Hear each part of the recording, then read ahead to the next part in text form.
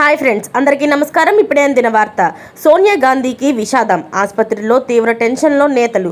అసలు ఈ విషయాలన్నీ తెలుసుకునే ముందు వీడియోని పూర్తిగా చూడండి, అప్పుడే మీకు పూర్తిగా అర్థమవుతుంది.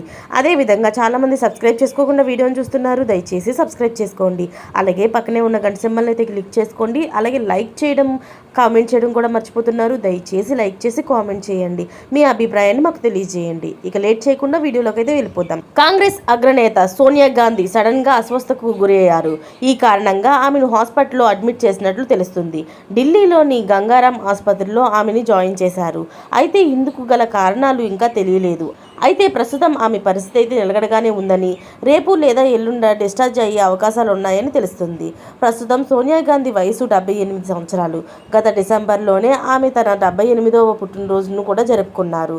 అయితే ఇప్పుడు సడన్గా ఆవిడకి హెల్త్కి ఏమైంది అన్న తీవ్ర ఆందోళనలో అయితే నేతలందరూ ఉన్నారు. అలాగే ఆమె త్వరగా కోలుకొని ఇంటికి రావాలని ఆ పార్టీ నేతలందరూ కూడా తమ సానుభూతిని తెలియజేశారు. మరిన్ని లేటెస్ట్ అప్డేట్స్ కోసం ఛానల్ని సబ్స్క్రైబ్ చేసుకోండి. Thanks for watching friends.